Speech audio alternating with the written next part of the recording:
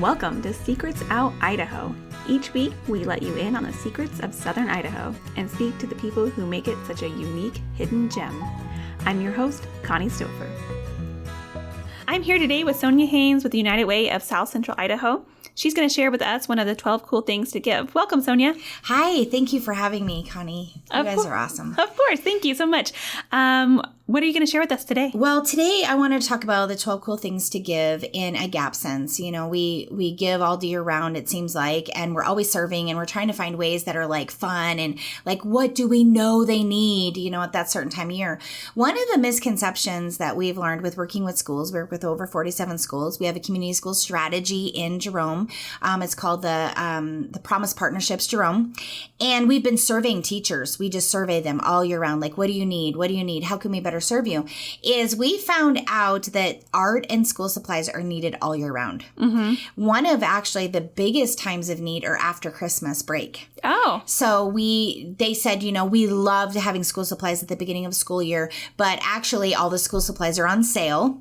There are lots of resources available for us at that time. It seems like, you know, they're in abundance. But then at the end of this Christmas break, they have the kids come back to school. They maybe were at grandma's and forgot their backpack, or maybe they had shared families with mom and dad and they didn't remember to bring their backpack there either, or the school supplies in their desk are just depleted. Now nothing is on sale and they absolutely need school supplies. They have a new student that starts and they need all new school supplies. So they're trying to, you know, beg, borrow and steal from all the other students to try to make one complete kit.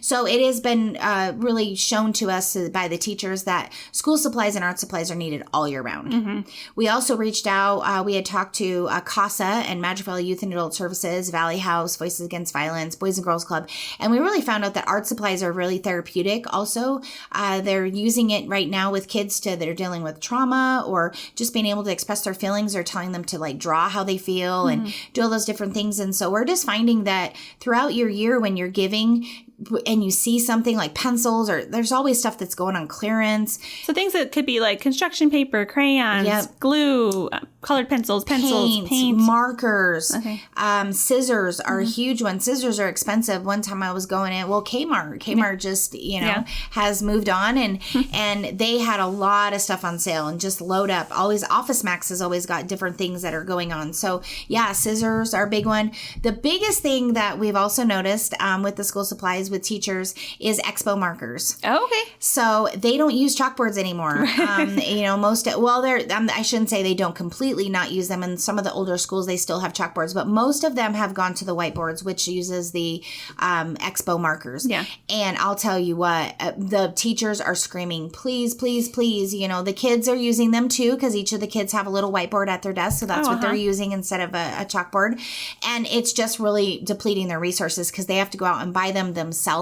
And ultimately what we're trying to do is support teachers so they're not having to use their own funds and dollars and resources that could be shifted elsewhere to buy things that really ultimately for us is no skin off our back to grab a couple, you know, at the dollar store or wherever. Well, and so many offices also have whiteboards and expo markers. Like in our office, we have tons of them for different things that we do. And so what an easy thing for a workplace to do that are maybe buying them in bulk already to say, we're going to buy a little bit more and we're going to take these extra 50 markers over to the local school. Yeah, every school is. Right now, we just surveyed 3 of the schools in Jerome, and it was the highest request. And one of those things I wouldn't have thought of. Yes, it's actually, they're like, please, because our students use them, and there's different reasons. They forget to leave the cap on it. They push the felt end in all the way in. They push too hard when they're writing. Yeah, they're stressed out, you know. And the teachers and they just like, eventually wear. I mean, and they do, especially if you get them where they're the lower cost ones. They're not filled up with that much to let them go very far. But yeah, so the dry erase markers are a huge hit for the teachers. Awesome. And nice gifts. Maybe I know a lot of parents like to give like Christmas gifts or end of the year gifts. And it might seem like a weird gift to give to a teacher, but I'm sure if you gave her a little bouquet of dry erase markers, she'd be like, thank you. We're actually doing it. We just talked about that. We're like Christmas gifts for the teachers. And we had one school that had 32 teachers and every single teacher filled out the survey, which we were like, we need to reward them because we're always trying to get surveys completed. So we're like, we're going to reward them with, you know, expo markers and a little coffee mug. And so that's what we're doing too. Yeah. So that's a really good idea. That's awesome. yeah. Anything else you want to share about school supplies and art supplies? Just think about it all year round. I think that, again, when you're in, things go on clearance after school starts, pigeonhole some of it and just know that it's a great time to give after the holidays. Yeah, I think people only think about school supplies in like late August, early September, but kids are in school a lot of the year. Hand sanitizer is another big one. Yeah. Tissues, hand sanitizers, those things are constantly, this classroom's a big petri dish all year round. So I just think about the amount of tissues we went through cold season. I can't imagine a classroom of 30 kids. Like they need tissues and hand sanitizer. Yeah. And so it's a great, easy thing for us to be able to throw in the cart and serve your teachers. And my kids love taking their teachers' presents. Yeah. So they go in and take my teacher's so happy. So reinforces the way to give back. Yeah. Everyone can give back. Yep. Thank you. Thanks, Sonia. You can find out more about the 12 cool things to give at unitedwayscid.org or on southernidaho.org/lifestyle. Thanks, Sonia. Thank you so much. Mm-hmm.